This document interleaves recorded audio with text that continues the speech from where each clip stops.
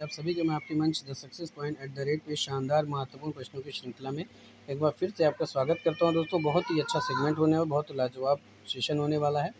उम्मीद करता हूं कि आपको पसंद आएगा। तो दोस्तों, फटाफट से इस चैनल से जुड़ जाइए। The success point at the rate एक ऐसा मंच है दोस्तों, जो ऐसे महत्वपूर्ण प्रश्नों को आपके बीच में लेकर हाजिर होते हैं, जिससे आप अपने लक्ष्यों के बहुत करीब पहुंच सकते हैं। आप ये जान सकते हैं, आप अपना आकलन कर सकते हैं कि किस तरह के प्रश्नों को आप सॉल्व कर सकते हैं, हल कर सकते हैं, किस तरह के प्रश्न पूछे जाते हैं, या किस पार्ट से क्वेश्चन पूछे जाते हैं, किस पार्ट से कितने क्वेश्चन पूछे जाते हैं।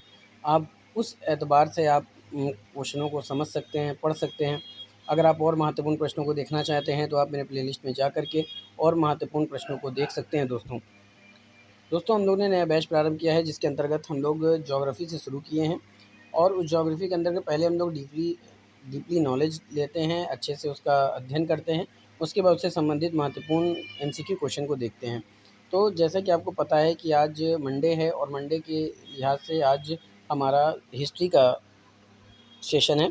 और इस सेशन के अंतर्गत हम हिस्ट्री पे देखते हैं। तो हिस्ट्री के अंतर्गत हम लोग मध्यकालीन भारत के अंतर्गत अध्ययन कर रहे हैं। उसके अंतर्गत हम लोग आज देखेंगे सूफ़ी एवं भक्ति आंदोलन के बारे में। तो चलिए शुरू करते हैं शानदार महत्वपूर्ण प्रश्नों की श्रृंखला। फटाफट से सब्सक्राइब करें, शेयर करें, लाइक करें। वीडियो आपको कैसी लगती है कमेंट में ज़रूर बताएं। तो दोस्तों, आज का पहला प्रश्न क्या है, आइए देखते हैं। तो आज का पहला प्रश्न प्यारे दोस्तों कि निम्नलिखित कथनों पर विचार करना है। देखिए, बहुत ही इंपॉर्टेंट कथन भी है ये। तो निम्नलिखित कथनों पर विचार कीजिए। पहला है, संत निम्बार्क अकबर के समकालीन थे। दूसरा है, संत कबीर शेख अहमद सरहिंदी से अत्यधिक प्रभावित थे। उपर्युक्त में से कौन सा कथन सही है? केवल पहला, केवल दूसरा, पहला और दूसरा दोनों, या इनमें से कोई नहीं? तो फटाफट से कमेंट में उत्तर कीजिए दोस्तों कि इसका सही उत्तर क्या होगा।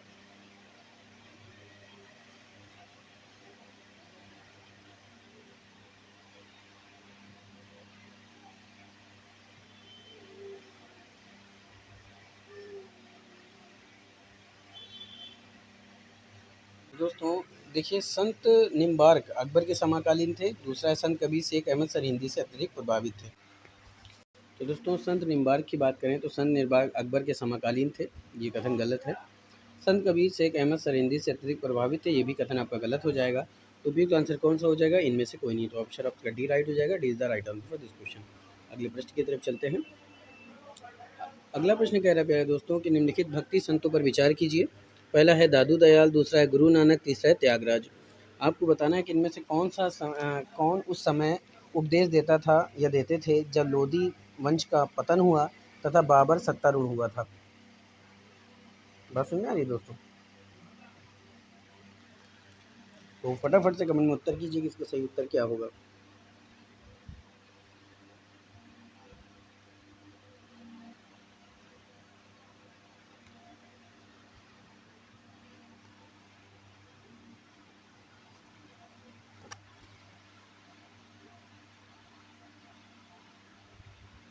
तो दोस्तों, इनमें से जो उस समय उपदेश देता था जब लोधी वंश का पतन हुआ तथा बाबर सत्तारूढ़ हुआ था, तो वो थे गुरु नानक। तो गुरु नानक किसके समय में थे? केवल दूसरा सही है। तो B is the right answer for this question. दोस्तों, अगला प्रश्न है जो कि काफ़ी इम्पोर्टेंट है। आइए देखते हैं। ये प्रश्न है, निम्नलिखित कथनों में से कौन सा कथन सही नहीं है? आपको बताना है कि 4 कथन में से कौन सा एक कथन है जो सही नहीं है। पहला कथन है कि अल-बरूनी ने सूफ़ी मत के ईश्वरीय प्रेम की पहचान भगवद गीता के समांतर प्रतिच्छेद में स्व-विलोपन के रूप में की है। दूसरा है, अल-बरूनी के अनुसार आत्मा संबंधी सूफ़ी सिद्धांत पतंजलि के योग सूत्र के सिद्धांत के समान थे। तीसरा है, सूफ़ी मत पर हठ योग के प्रबंध अमृत कुंड का स्थायी प्रभाव पाया जाता है। चौथा है, योगियों के साथ हजवीरी का संवाद यह दर्शाता है कि यह मानव शरीर के विभाजन को उनके सिद्धांत से प्रभावित था। तो आपको बताएं चारों ऑप्शन में से कौन सा कथन। तो दोस्तों, अल-बरूनी ने सूफ़ी मत के ईश्वरीय प्रेम की पहचान भगवद गीता के समांतर परिच्छेद में स्वाविलोपन से की, ये कथन सही है। अल-बरूनी के अनुसार आत्मा संबंधी सूफ़ी सिद्धांत पतंजलि के योग सूत्र के सिद्धांत के समान थे, ये भी आपका सही है। अगला है, सूफ़ी मत हठ योग के प्रबंध अमृत कुंड का स्थायी प्रभाव पाया जाता है, ये भी सही है। अगला कथन है कि योगियों के साथ हजवीरी का संवाद यह दर्शाता है कि यह मानव शरीर के विभाजन को उनके सिद्धांत से प्रभावित था। तो दोस्तों, ये आपका कथन गलत हो जाएगा, ये पूछा है। तो D option is the right answer for this question. अगले प्रश्न की तरफ चलते हैं। अगला प्रश्न कह रहा है दोस्तों कि निम्नलिखित युग्म में से निम्नलिखित युग्मों में से कौन सा एक सही सुमेलित है? पहला है एक तरफ भक्ति संत दिया हुआ है, एक तरफ उनसे संबंधित दर्शन दिया हुआ है। चलिए आइए देखते हैं कौन सा मत सही है। देखिए दोस्तों, शंकर का दिया हुआ है अवधूत, ठीक है, शंकर क्या दिया है अवधूत। रामानंद का दिया है केवल द्वैत, रामानुज का दिया है विशिष्टाद्वैत और चैतन्य का दिया हुआ है अद्वैत। तो इसका सही उत्तर क्या होगा दोस्तों, जो एक सही सुमेलित है? तो फटाफट से कमेंट में उत्तर कीजिए।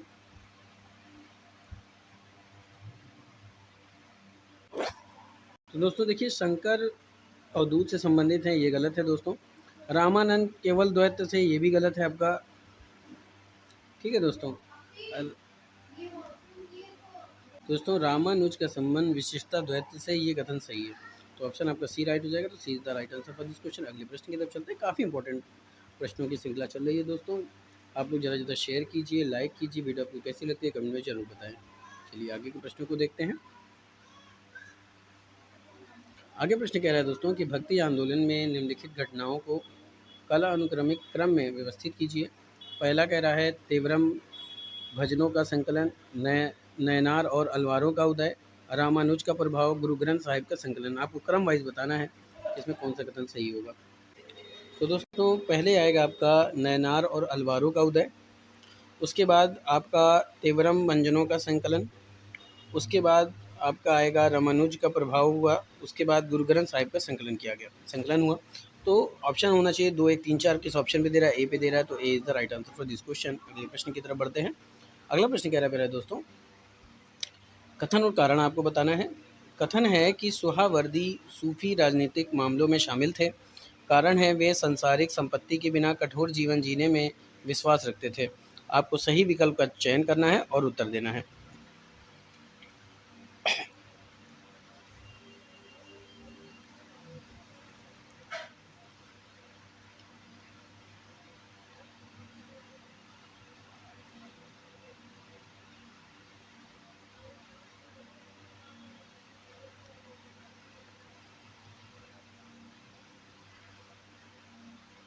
तो दोस्तों कथन की बात करें तो सोहरावर्दी सूफी राजनीतिक मामलों में शामिल थे, कथन सही है।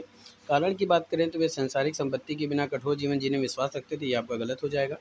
तो कौन सा केवल कथन सही है और कारण गलत है, तो क्या हो जाएगा, सी ऑप्शन राइट हो जाएगा। तो C is the right answer for this question. अगले प्रश्न की तरफ बढ़ते हैं दोस्तों। अगला प्रश्न कह रहा है कि निम्न में से किस सूफी संप्रदाय का प्रसार मुख्यतः सिंध, मुल्तान और पंजाब तक सीमित था। आपको बताना है कौन सा सूफी संप्रदाय था जिसका प्रसार सिंध, मुल्तान और पंजाब तक सीमित था। आपको ऑप्शन है कादरी संप्रदाय, नक्शबंदी संप्रदाय, सुहारावर्दी संप्रदाय या फिर चिश्ती संप्रदाय।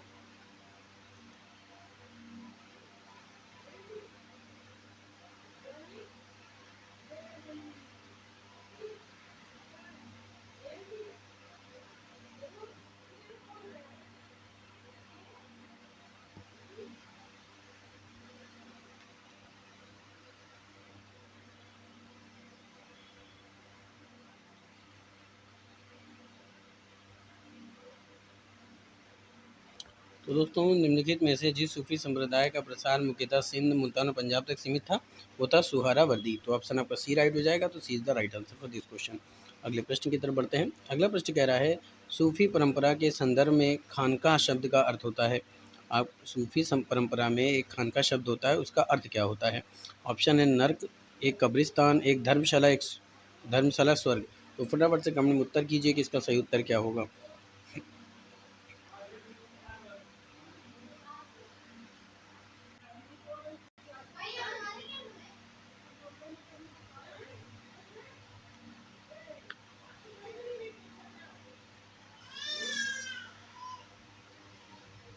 दोस्तों सूफी परंपरा के संदर्भ में खानका शब्द का अर्थ होता है एक धर्मशाला, जहाँ यह कह लीजिए एक विशेष इमारत जिसमें विशेष रूप से सूफी भाईचारे की सभाओं के लिए नामित किया गया एक जगह है, या कह लीजिए कि वह स्थान जहाँ सूफी संत अपनी सभाएं आयोजित करते हैं। तो कौन सा ऑप्शन हो जाएगा, एक धर्मशाला। तो C is the right answer for this question. अगले प्रश्न की तरफ चलते हैं। किस सूफी को महबूब इलाही कहा जाता था। बहुत ही इंपॉर्टेंट है दोस्तों, ये आ भी चुका है। किस सूफ़ी को महबूब इलाही कहा जाता था। ऑप्शन है ख्वाजा मोइनुद्दीन चिश्ती, बाबा फ़रीद, कुतुबुद्दीन बख्तियार काकी या फिर शेख निजामुद्दीन औलिया। तो फटाफट से हमें कमेंट में उत्तर कीजिए कि किस सूफ़ी को महबूब इलाही कहा जाता था।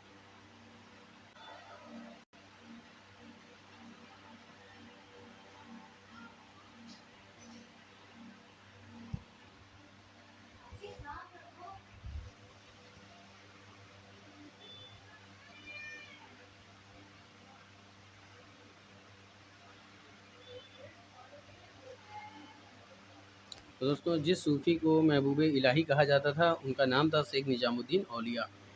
तो ऑप्शन डी राइट हो जाएगा। D is the right answer for this question. दोस्तों एक प्रश्न और बन सकता है कि शेख निजामुद्दीन औलिया की जो कब्र है वो कहाँ है? तो दोस्तों वो दिल्ली में है, याद रखिएगा। चलिए आगे देखते हैं। दोस्तों अगला प्रश्न है, ये भी इम्पोर्टेंट है दोस्तों, ठीक है, याद रखिएगा, ये भी प्रश्न इम्पोर्टेंट है। तो दोस्तों कथन क्या कह रहा है कि चैतन्य महाप्रभु ने कीर्तन के माध्यम से भगवान कृष्ण के प्रति उत्साहपूर्ण भक्ति के विचार को फैलाया। कारण है, चैतन्य को मानना था कि सामूहिक गायन और नृत्य के माध्यम से भगवान से मिलन प्राप्त किया जा सकता है। तो आपको बताना है कथन और कारण के बारे में। तो फटाफट से कमेंट में उत्तर कीजिए कि ए और आर दोनों सही हैं, यानी कथन और कारण दोनों सही हैं और आर ए की सही व्याख्या है। दूसरा है ए और आर दोनों सत्य हैं लेकिन आर ए की सही व्याख्या नहीं है। एक है ए सत्य है लेकिन आर सत्य है। दोस्तों यहाँ पे एक ये असत्य होगा, इसको ठीक कर लेते हैं, ये आपका असत्य होगा।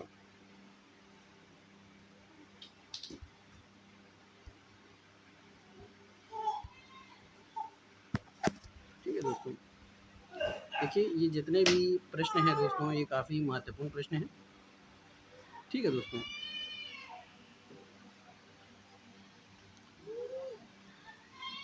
ये सब दोस्तों काफ़ी महत्वपूर्ण प्रश्न हैं। बस समझ आ रही है? चलिए आगे चलते हैं। दोस्तों the success point at the rate एक ऐसा मंच है जो कि उन महत्वपूर्ण प्रश्नों को प्रोवाइड कराता है जो कि किसी भी कॉम्पिटिटिव एग्ज़ाम के लिए काफ़ी इंपॉर्टेंट होते हैं। चलिए शुरू करते हैं। तो दोस्तों इसका जो उत्तर होगा वो क्या होगा कि कथन और कारण दोनों सही हैं और कारण ए की सही व्याख्या करता है। तो ऑप्शन आपका ए राइट हो जाएगा। तो A is the right answer for this question. अगले प्रश्न की तरफ बढ़ते हैं। अगला प्रश्न भी कथन कारण से संबंधित है दोस्तों। कह रहा है कि कथन क्या कह रहा है कि रामानुज का मानना था कि मुक्ति के बाद भी व्यक्तिगत आत्माएं अपनी पहचान बनाए रखती हैं। कारण है, रामानुज का विशिष्टाद्वैत इस विचार को अस्वीकार करता है कि आत्मा ब्रह्म में पूरी तरह से विलीन हो जाती है। आपको बताना है, कूट से सही उत्तर चुनना है। कूट क्या कह रहा है कि कथन और कारण दोनों सही हैं। कारण जो है वो कथन की सही व्याख्या है, कथन और कारण दोनों सही हैं लेकिन जो कारण है यानी आर वही की सही व्याख्या नहीं है। ए सत्य यानी कथन सही है लेकिन कारण गलत है और कथन गलत है लेकिन कारण सही है। तो फटाफट से उत्तर दीजिए दोस्तों।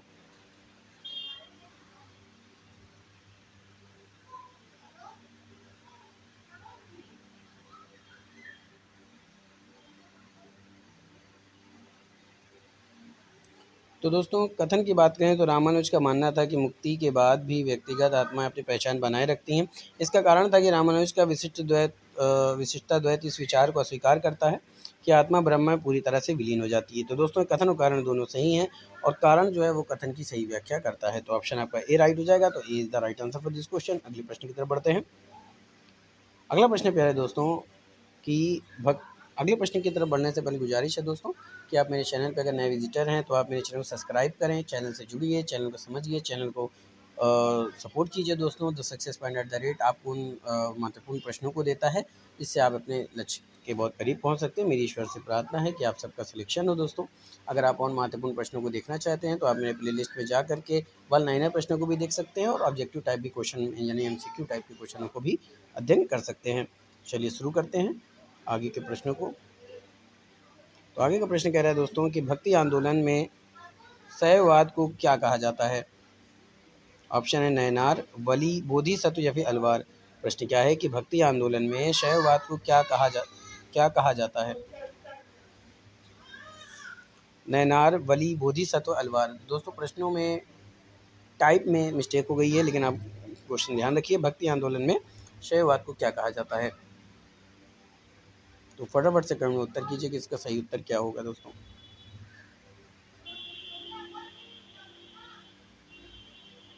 तो दोस्तों भक्ति आंदोलन में शैववाद को कहा जाता है नयनार। क्या कहा जाता है? नयनार। तो ऑप्शन आपका ए राइट हो जाएगा। A is the right answer for this question. हाँ, चलिए अगले प्रश्न की तरफ चलते हैं। अगला प्रश्न कह रहा है कि निम्नलिखित में से कौन सा एक भक्ति सूफी परंपरा कवि संतों का सही अनुक्रम है? सही अनुक्रम के कहने का मतलब यह है कि भक्ति सूफी परंपरा के अंतर्गत जो कवि आए हैं वो किसके बाद कैसे आए हैं वो बताना है। पहला है, ये देखते हैं दोस्तों। अगला प्रश्न क्या है, जैसे कि आपने देखा कि निम्नलिखित में से कौन सा एक भक्ति सूफी परंपरा कवि संतों का सही अनुक्रम है। आपको ऑप्शन है वासवन्ना, अप्पार, मीराबाई, लाल देद। दूसरा अप्पार, मीराबाई, लाल देद, वासवन्ना।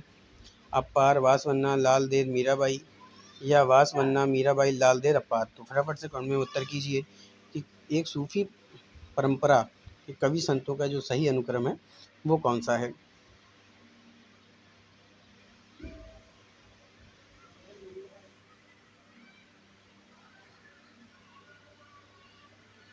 तो दोस्तों जिसका सही आंसर वो होगा अप्पार, वासवन्ना, लाल देद और मीराबाई। तो ऑप्शन आपका सी राइट हो जाएगा। तो C is the right answer for this question. अगले प्रश्न की तरफ चलते हैं। अगला प्रश्न कह रहा है कि संत कवि कबीर से संबंधित छंदों का संग्रह निम्नलिखित में किस परंपरा में किया जाता है?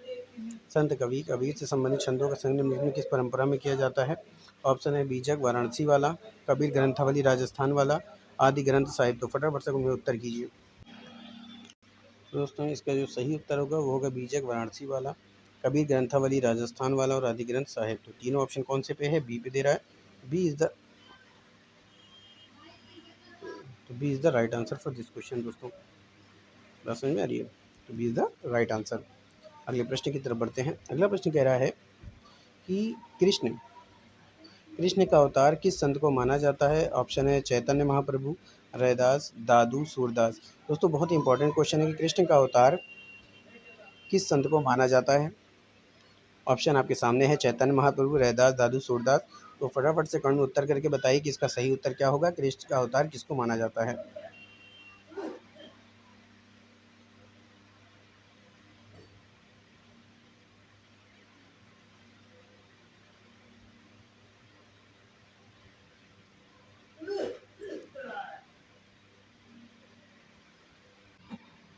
तो दोस्तों कृष्ण का अवतार जिस संत को माना जाता है वो चैतन्य महाप्रभु को माना जाता है। तो ऑप्शन आपका ए राइट हो जाएगा। तो A is the right answer for this question. अगला प्रश्न, निजामुद्दीन औलिया का जन्म निम्नलिखित में से किस स्थान पर हुआ था? आपके ऑप्शन है दिल्ली, आगरा, बदायूं, लाहौर। फटाफट से उत्तर दीजिए कि निजामुद्दीन औलिया का जन्म निम्नलिखित में से किस स्थान पर हुआ था।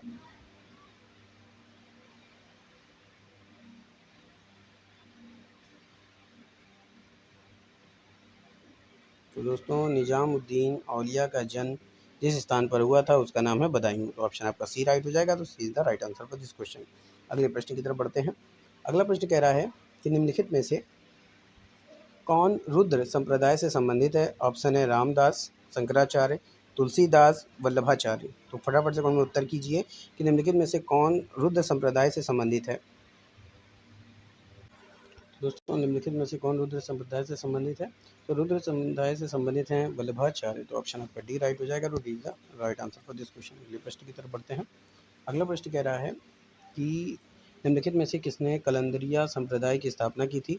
आपका ऑप्शन है अब्दुल अजीज मक्की, ख्वाजा मोइनुद्दीन चिश्ती, शंकराचार्य या फिर वल्लभाचार्य। निम्नलिखित में से किसने कलंदरिया संप्रदाय की स्थापना की थी? तो फटाफट से कमेंट में उत्तर कीजिए। निम्नलिखित में से किसने कलंदरिया संप्रदाय की स्थापना की थी?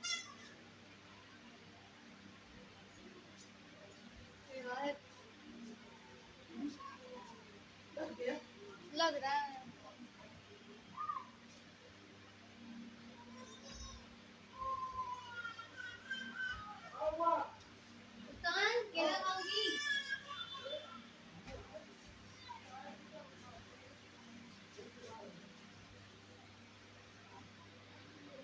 तो दोस्तों निम्नलिखित में से कलंदरिया संप्रदाय की स्थापना जिसने की थी वो अब्दुल अजीज मक्की हैं, यानी अब्दुल अजीज मक्की। तो ऑप्शन आपका ए राइट हो जाएगा। तो A is the right answer for this question. अगला प्रश्न, सूफी शब्द की उत्पत्ति के संबंध में सर्वाधिक मान्यता प्राप्त मत कौन सा है? सूफी शब्द की उत्पत्ति के संबंध में सर्वाधिक मान्यता प्राप्त मत कौन सा है? तो ऑप्शन है सब शब्द से हुई, क्योंकि सूफी ऊनी, कंबल या लबादा ओढ़ते थे। दूसरा सफ़ा पवित्रता शुद्धता सबसे हुई क्योंकि सूफियों के दिल आत्मा विचार व कृत्य पवित्र और शुद्ध होते थे। सब शब्द से हुई क्योंकि इन सूफियों का व्यवहार पैगंबर से जुड़ी हुई मंडली के लोगों के समान थी या इनमें से कोई नहीं। तो सूफी शब्द की उत्पत्ति के संबंध में सर्वाधिक मान्यता प्राप्त मत कौन सा है? तो सफ़ यानी ऊन शब्द से हुई क्योंकि सूफी जो होते थे वो ऊनी कंबल या लबादा होते थे। तो ऑप्शन आपका ए राइट हो जाएगा। A is the right answer for this question. अगले प्रश्न की तरफ चलते हैं। अगला प्रश्न है कि सूफियों के बारे में कौन सा सत्य है? इन्होंने उलिमा को चुनौती देते हुए उनके महत्व को नकारा था। इनका विश्वास था कि ईश्वर की प्राप्ति प्रेम और संगीत से की जा सकती है। सफ़ी लोग गुरु को अत्यधिक महत्व देते थे या इनकी विचारधारा कट्टरपंथी होती थी। तो दोस्तों सूफियों के बारे में जो कथन असत्य है, माफ़ कीजिएगा, इसमें असत्य, तो इसमें कौन सा कथन असत्य है? तो इनकी विचारधारा कट्टरपंथी होती थी, यही कथन क्या है? गलत है। तो ऑप्शन डी राइट हो जाएगा। तो D is the right answer for this question. अगला प्रश्न, सूफी सिलसिला मूलतः संबंधित है हिंदूवाद, सिखवाद, इस्लाम, बौद्धवाद से। तो सूफी सिलसिला मूलतः संबंधित है इस्लाम से। तो ऑप्शन आपका सी राइट हो जाएगा। C is the right answer for this question. अगले प्रश्न की तरफ चलते हैं। अगला प्रश्न है कि फिरदौसी सिलसिले के सर्वप्रथम सूफी थे बदरुद्दीन समरकंदी, कुतुबुद्दीन बख्तियार काकी, सफरुद्दीन अहमद इब्ने याहया। तो फटाफट से कमेंट में उत्तर कीजिए। तो दोस्तों फिरदौसी सिलसिले के सर्वप्रथम सूफी कौन थे? बदरुद्दीन समरकंदी। तो आपका ऑप्शन ए राइट हो जाएगा। Is the right answer for this question. अगला प्रश्न, दारा सिकों ने किस सूफी सिलसिले को अपनाया था? ऑप्शन है चिश्ती, नक्शबंदी, फिरदौसी, कादरी। तो फटाफट से कमेंट में बताइए दारा सिकों ने किस सूफी सिलसिले को अपनाया था? तो दोस्तों दारा सिकों ने जिस सूफी सिलसिले को अपनाया था वो था कादरी संप्रदाय। तो ऑप्शन आपका डी राइट हो जाएगा। तो D is the right answer for this question. अगले प्रश्न की तरफ चलते हैं। अगला प्रश्न है कि निम्नलिखित में से कौन सूफी थे? ऑप्शन है रहीम, निजामुद्दीन औलिया, मोइनुद्दीन चिश्ती या फिर रस खान।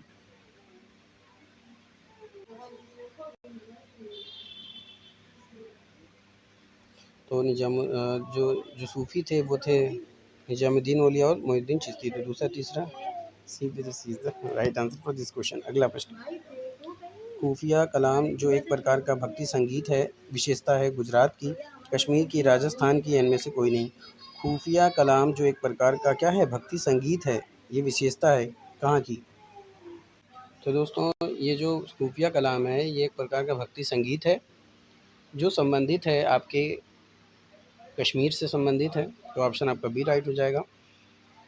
और बात करें तो सूफ़ी संगीत और सूफियाना कलाम के नाम पर बहुत तक घालमेल हो रहा है। किसी भी इसकी या शायरी को सूफ़ी नहीं कह सकते हैं, ये भी याद रखिएगा। सूफिया कलाम जो एक प्रकार का भक्ति संगीत है वह कश्मीर से संबंधित है। तो ऑप्शन आपका बी राइट हो गया। B is the right answer for this question. तो दोस्तों ये था आज का शानदार महत्वपूर्ण प्रश्नों की श्रृंखला। उम्मीद करता हूँ कि आपको पसंद आया होगा। तो ज़्यादा से ज़्यादा शेयर करें, लाइक करें, वीडियो को कैसी लगती है कमेंट में ज़रूर बताएं। फिर मिलेंगे इसी जुनून के साथ, तब तक के लिए जय Hind, wish you all the best.